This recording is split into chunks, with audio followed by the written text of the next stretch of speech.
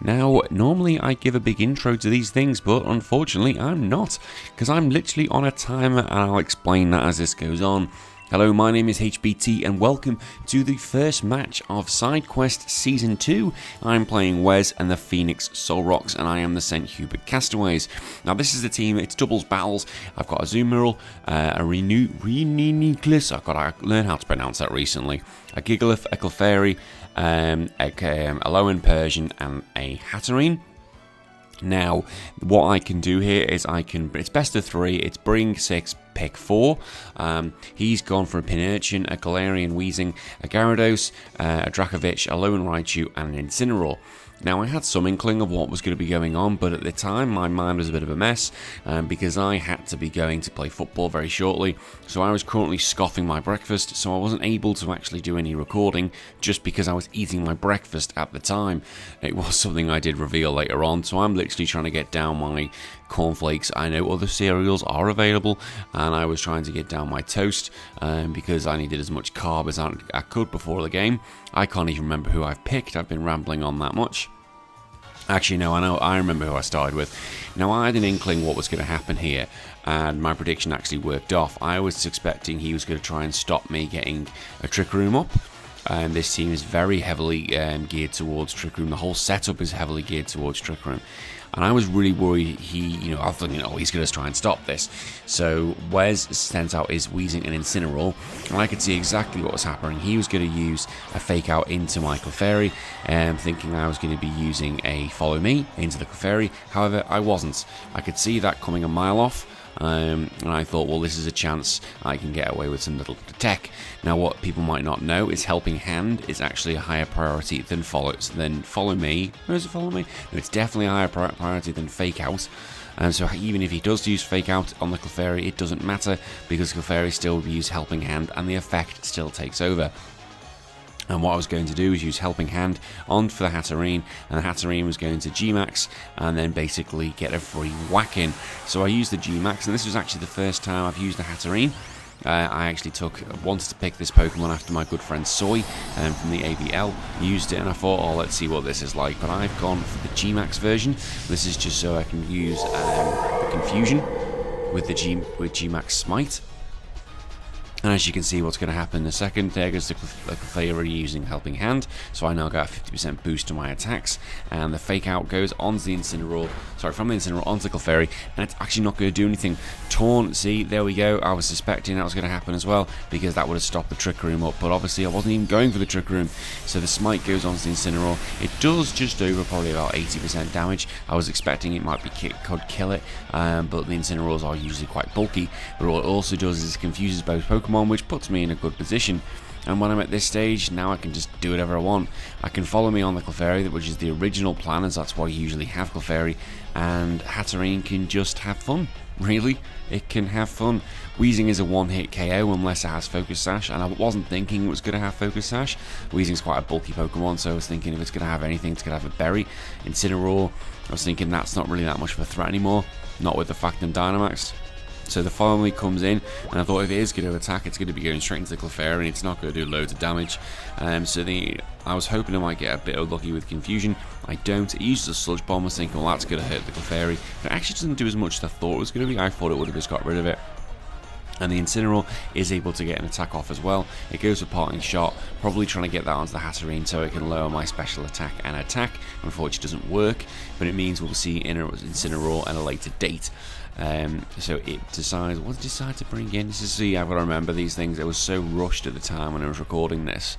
I was literally praying I was able to get this done. And then I saw the Gyarados and went, uh-oh, that thing needs to go as quick as possible, because Gyarados is a huge threat, especially if it's Mox boosted. So I use Max Mindstorm, that goes on to the Weezing and is able to get rid of it in one.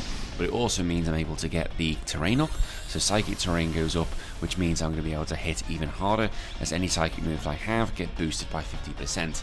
So Weezing's gone, so I've already got the first kill of the season, and it goes down to Hatterene. And I was quite happy with how this things would go. So the Neutral Acid Gas is gone, which means my abilities are back. If Galarian Weezing, when it came around, blocks all abilities, really. It's a bloody handy mon, it's the only one of its type. And Intimidate comes out, but it's not really going to do much, but it's probably going to be there for the Fake Out. Go onto the Clefairy, again to stop any shenanigans from that Clefairy. However, I thought, well, I can just do the same thing again. I'm not really worried about the Incineroar, so I thought, well, I've got the Helping Hand and the Psychic Terrain up. I'm going straight after that Gyarados and seeing how much damage I can do, because I want it off the field. I want that thing off the field as quick as possible. It is a huge threat. If that gets one kill and it's got a Moxie boost, that's one attack boost straight away. You give it any sort of like Dragon Dancing and that thing can just ruin lives. It can ruin games, it can ruin relationships, it can ruin countries. That's how powerful that thing is. Wes decided to go for the Dynamax, and I was thinking, ooh, don't think I'm going to get rid of this now. Even with all those boosts, I thought Dynamax Gyarados, maybe not. If this was my good friend, my team mascot essentially, the Araquanid, I would have seen it, because Araquanid takes on life. Don't care if you Dynamaxed or not, it will take you out. So Helping Hand goes into Clefairy, so that's another 50% boost on top of the 50% from the Psychic Terrain. So the Max Geyser, I knew that was going to go on to my Hatterene, but I wasn't really particularly worried because I wasn't rain boosted, and I thought that's not going to do much damage. It would do later on because rain is similar to Psychic Terrain, it gets a 50% boost, but then I also realised that Gyarados is life orbed. So Darkest Lariat, which means I'm not going to be able to take any more hits, and I will be going down next turn if I let things stand as they are. Gyarados gets about 75% of its health done. I was like, you know what, I'll take that, that's not too bad. I was thinking I can get rid of it on the next turn, because the thing is, I'll definitely be able to get away. I was pretty positive I was going to be able to survive a Darkest Lariat. There's no way I'd survive anything from that Gyarados, and I thought if anyone's going to take a hit, it's got to be the Clefairy. So my gamble was here, look, I can do a little things. I can make sure I can get rid of the Clefairy. The Clefairy can use Follow Me, and that means the Gyarados is going to be hitting it. And they're debating what do I do here, and I was thinking I decided to use Trick Room because I thought, look, I'm going to survive a Darkest Lariat, and if I can survive a Darkest Lariat, then I'm going to get the speed on me. So I just thought this whole thing was, look, you can play this smart, just, hope I don't get a crit with the Darkest Lariat, and then just play this out. Even if I do lose the Clefairy, I'm down one as well. I was quite confident in this position, so the Clefairy does go down.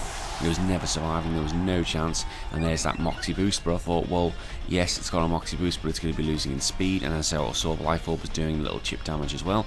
Darkest Lariat was going to go into the Hatterene. I was just hoping, please hold on, and it does with 15 HP, and I was like, right, happy days, no critical, and the Trick Room's able to go up, so I am now in a really good position, and I can bring in my Rocksteady, my Gigalith, but I was also thinking, well, I brought in Rocksteady, I think, for this game. I did, yes. I thought I brought Rocksteady in because I can just Rock Slide both of them, and there she goes. And neither of them are going to be able to do anything. Sandstream is up, so even if that Gyarados wants to go and attack, it's going to be getting chip damage as well. I just really needed Rock Slide to hit. But with the good thing is with Hatterene, I was thinking I'm pretty confident here because I've got Dazzling Gleam. So even if I was to miss the Rock Slide, Dazzling Gleam is still going to hit. I don't think it would have killed Gyarados. I think I do need the Rock Slide to hit, and it does. It gets both, and I knew once that happened, both were down. So he's now lost his Dynamax Pokemon. Managed to only have it use 2 turns, but it was also boosted, so that was off the field, and I was pretty confident by this point. I thought, right, yeah, just don't play it, don't be an idiot, play it smart, take your time. You've got the Trick Room up, you've got 3 Pokemon who like Trick Room. Hatterene is going to probably go down next turn, but I thought, look, I've got Reuniclus who can come in next turn against that Dracovic and be able to sort this out. The Dracovic is coming in. That thing needs speed. Although it is a powerhouse, it would have loved the rain up as well, but it's not going to do very well without the rain. So this is hopefully going to be the end of game 1, and that should be the end, really. And there goes Dracovic. Your Dracovic gets a smack, Dazzling Gleam's going to go sort that out. And that was the end of game 1. Sorry, I was just texting. And that was the end of game 1. Sorry, the missus just texted me and said sort out the gate, so I'll go sort out the gate now. Sorry about that, it's quite wet and windy around here, and I needed to make sure that I sorted out the windy gate. As you can realise, I'm not being usually as animated as I can. That's because I'm recording this at night, and if I record this at night, it's because the baby and the wife are asleep, and I need to make sure that I watch my voice. but this needs to go out tomorrow, and it's Wednesday today, so I need to make sure this recording is done and ready for Thursday. Now, I'm going to be doing these games once a week. The side quest will be released on a Thursday, ABL on a Tuesday, and usually a challenge video comes out on a Sunday. So I thought, oh, that worked pretty well, but I didn't just want to use the same starting. I thought that the team I actually had was quite well, and this time I decided to set up with my Reuniclus first, and the reason why is because I thought he's going to start the Gyarados. I thought the Gyarados is going to come, and I already had an answer to that because my Reuniclus has Thunder, which means if I decide to Dynamax, I can finish it off in one. I knew there was no way, no matter what that Gyarados threw at me, even if it was Dynamax, it was not going to finish off a Dynamax Reuniclus, but a Thunder would. Reuniclus's Thunder it's got a high special attack, and it will hit it like an absolute truck, and it is a bulky thing with high HP. I'm a big lover of the big psychic teddy bear, always have been. So this was game 2, and as I thought, I've got to get this done as quick as I can, and no disrespect to Wes, it's because I was already running late for football, and as being the manager of that team, I really needed to be there. So I was just like, quick, go. And the Gyarados and Pinurchin come out, which was actually the best scenario I could come out with, because the Pinurchin is going to put electric terrain on the field, which means my Thunder moves are going to hit even more, and he didn't even know I had Thunder. At this point, I managed to hide it from him in game 1, so he is like, oh bagger. Well, he will be oh bugger when I hit him with it. He uses Electric Seed, which means he gets a special defense increase, so Pinurchin's going to be a bit of a pain in the arse. But I decided, look, I've got a safe switch to Trick Room. I don't think his Pokemon are going to be able to finish me off, and I can use Clefairy to use Follow Me. Safety first, really, get the Trick Room up, and then I've got the advantage. All my team is slow, all my team need Trick Room. And if needs be, I've got 2 Trick Room setters just in case something happens. Neither of his Pokemon there can actually probably take down Reuniclus, and I've also got a Focus Sash just in case that was to happen, but there's no way that they're going to be getting through the little Clefairy. It's the first I've ever used Clefairy in a match, and I think it's been fantastic so far. As I'm recording this now, week 2 has already been played. That was played this morning at 6 AM. That wasn't because of my opponent, it wasn't his fault, it was my bad because of just how my life is. You guys know, you honest arseholes, you know how the situation works. So Gyarados comes in, I use the Follow Me, so that's just basically safety for the Reuniclus to get the Trick Room up. No concerns really. Max Geyser, we know, we've seen it before, the Clefairy will survive this. It's very bulky, so there we go. And I thought, well, even if he does go down to the Pinurchin, doesn't really matter, it's done exactly what it needs to do, and that was to allow Trick Room to go up. And the funny thing is, I could probably just use Thunder as normal, and it was going to kill it. So Rising Voltage comes out, this is going to do a lot more damage than thought, and it actually ended up getting rid of Clefairy, and I was like, ooh, okay. But at the same time, as I said previously, I wasn't too fussed, as my Akira uses Trick Room, so I know I have the speed advantage. Now I can't remember, did I size bring Gigalith here? I think it did. Probably just to bait him to keep the Gyarados in. That's what I should have done. I did do that. I had to remember. Yeah, I thought get the Gigalith in because that's going to bait that Gyarados into staying in. Thinking I was going to probably Dynamax into and bring Rockfall. That was probably trying to bait him in, but that actually wasn't my plan at all. I had no intention of using a Dynamax on the Rocksteady. I had my intention of using Dynamax on the Akira. Now, I have this team on my ABL team. I actually think this team's got more tricks to it than my ABL team. I was looking at it the other day and I went, ooh, this team actually has a lot of different random combinations of what it could do, but the ABL team is pretty much just get Snorlax, it's like give Snorlax the ball, but so far it's been going pretty well. I think ABL, well, I can't actually say where I am because I've only just started that. At the time of this being released, I'm currently 1-all at the moment. Week 3 will be out on Tuesday. Week 2 of this will be out next Thursday. So the Reuniclus goes into the Dynamax version. And I'm going to hit this with a Max Thunder, and it is not going to like it. But first, Rock Slide goes first because the Gigalith is quicker. And there's the Rising Voltage. Does a lot of damage considering I'm Dynamax, so it would have been horrible to actually have that normally. There's no way Gyarados is surviving that. Gyarados went bye-bye, and Gyarados is gone. So I was quite chuffed with that because there's his Dynamax Pokemon, and I've still got my Dynamax Pokemon with 2 turns left. Pinchurn is not going to want to face anything else. I think it was going to be in huge trouble, but it was also showed that it was actually going to be faster than the Reuniclus, so I really needed to get rid of it or do some damage with the Gigalith. He's down by one Pokemon as well, and I was thinking, well, I've really just got rid of his main threat, so I really wasn't that concerned. I thought, again, it's just play smart, don't play stupid, keep it sensible plays, nothing too risky, but be aggressive at the same time.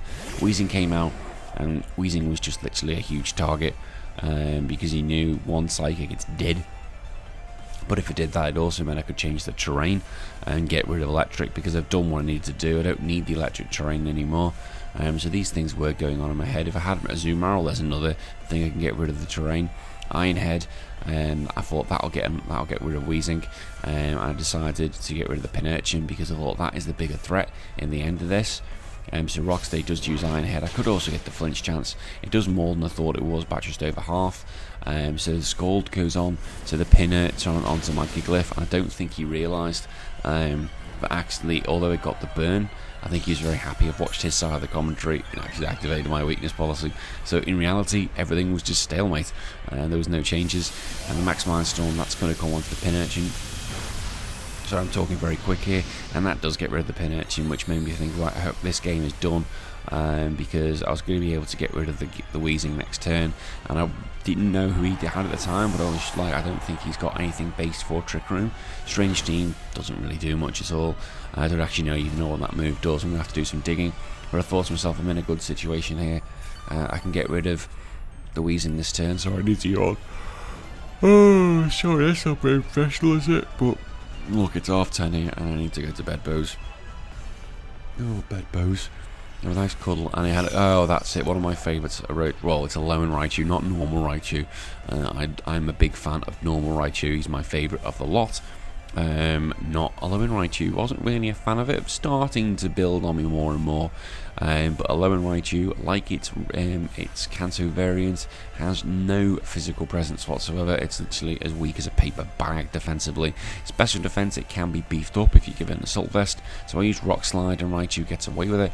But the Galarian Weezing's not going to get rid of it at all. So the Weezing actually is managed to survive, which means I'm going to be using a Max Mind Storm on about a 2 health Weezing. Fantastic. Absolutely brilliant. What, that is fantastic battling, when I probably got away with it and just left it. The gas is now gone, but then Raichu uses Expanded Force, which made me think, oh, hello, this might not be over here. You're going to give a Raichu Expanding Force, and it's a Psychic type, so it's going to be hitting pretty hard with that move. And that's one thing I have to think of. Oh, I can use Expanding Force myself because my Hatterene has it. Well, it could have it. It doesn't have it at the moment, but it could do that in the future. Rock Slide, I thought, oh, let's see if I can just get rid of it. You've got one turn of Trick Room, I think, probably coming up. Just hit it with a Psychic move. It's going to still do a chunk of damage. Rock Slide, that is going to hit and go onto the Raichu. And then I went, they're dead. Alright then, dead. Well, I wasn't going to complain. I took a 3-0 win there, and overall 2-0. So thank you very much, Wes, for the game. I know we played once in the TPL last season, but this is doubles, and that's my domain. So for now, I've really enjoyed this. It's great to be back in the SideQuest League. It's both the SideQuest and the TPL are a league that are up and coming. Please, everyone, make sure you subscribe to their channels and get behind. And until next time, I'll see you all next week. I've been HBT. Bye bye.